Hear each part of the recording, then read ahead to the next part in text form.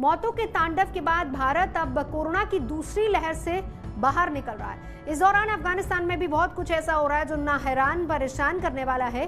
Corona की मार न सिर्फ इंसान ने झेली, मासूम जानवरों का भी वहां पर हाल बेहाल है। अफगानिस्तान की एक मस्जिद में पाले गए सफेद कबूतरों में से करीब 1000 की भूख से मौत हो गई। कोरोना संक्रमण के चलते जारी लॉकडाउन में इन्हें दाना नहीं मिल पाया। लॉकडाउन में मस्जिद खोलने की अनुमति नहीं थी और जिसकी सजा इन 1000 सफेद कबूतरों को मिली थी। जिस मस्जिद में यह हुआ वो मस्जिद पूरी दुनिया में मजार शरीफ के नाम से मशहूर है। साथ ही माना यह जाता है कि इस मस्जिद से कोई खाली हाथ नहीं लौटता है।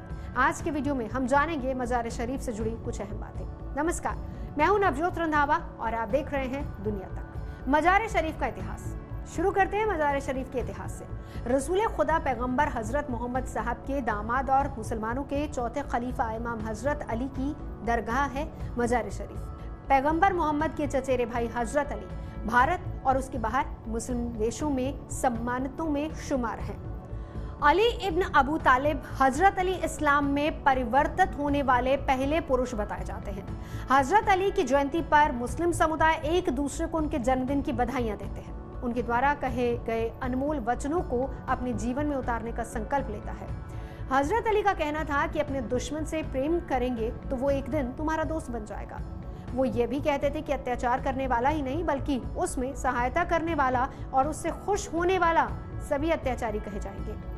मौजूदा हालात अफगानिस्तान पर जैसे जैसे तालिबान का कब्जा बढ़ रहा है, लोगों को अपना घर बार छोड़ने को मजबूर कर रहा है, उनमें से ज्यादा यही यानी कि मजार शरीफ शहर के किनारे पथरीली जमीन पर कैंप लगाने को मजबूर है। तालिबान के खौफ के चलते हजारों परिवारों को अपना घर बार छोड़ने पर मजबूर होना पड़ा है।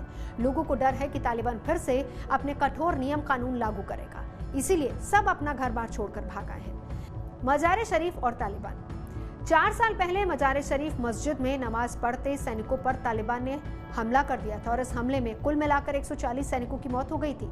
हमलावरों ने अफगान मिलिट्री की यूनिफॉर्म पहन रखी थी और बाद में तालिबान के स्पोक्स पर्सन जबीउल्लाह मुजाहिद ने आर्मी कैंप पर हमले की जिम्मेदारी कबूल की थी। उसने कहा, हाल ही में अफगानिस्तान में हमारे कई सीनियर लीडर्स मारे गए, ये हमला उनकी मौत का बदला है।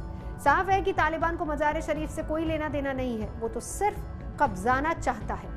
मजार शरीफ और महिलाओं की अफगानिस्तान में स्थिति देखी जाए तो उनके लिए वो दुनिया का दूसरा खतरनाक और असुरक्षित देश माना जाता है।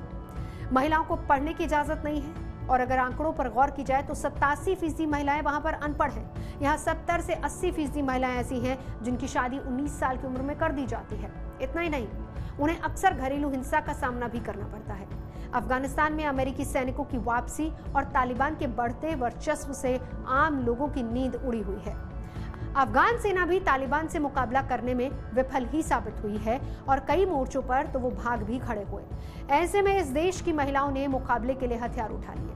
मजार शरीफ और भारत 2017 में अफगानिस्तान ओलंपिक कमेटी ने भारत के सहयोग से वहां योग फेडरेशन की स्थापना की थी। ये सब कुछ संभव हुआ था Indian council for culture relation के तहत। 2017 में अफगान एयरलाइंस ने मजार शरीफ से दिल्ली तक डायरेक्ट फ्लाइट की शुरुआत करने की बात कही थी। मजार शरीफ में भारतीय वाणिज्य दूतावास भी है। भारत सरकार ने पिछले 20 साल में सड़क, स्वास्थ्य, शिक्षा, डैम, बिजली प्रोजेक्ट समेत कई प्रोजेक्ट्स में करीब 3 बिलियन यानी कि $300 करोड़ का निवेश किया है। वहां भारतीय निवेश को सुरक्षित बनाने के लिए 2002 मार्च में भारत ने अफगानिस्तान में अपने दूतावास का विस्तार किया था। हजरत अली मुस्लिम समुदाय का प्रिय है। उनके द्वारा कहे गए अनमोल वचनों को अपने जीवन में उतारने का मुस्लिम हमेशा से संकल्प लेते आए हैं। हजरत अली का कहना था कि अपने दुश्मन से प्रेम करोगे तो वो एक दिन तुम्हारा दोस्त बन जाएगा। वो ये भी कहते थे कि अत्याचार करने वाला ही नहीं बल्कि उसमें सहायता करने वाला और उससे खुश होने वाला सभी अत्याचारी कहे जाएंगे। ये वीडियो आपको कैसा लगा, लाइक और कमेंट जरूर कीजिएगा। दुनिया तक को सब्सक्राइब करना ना भूलें।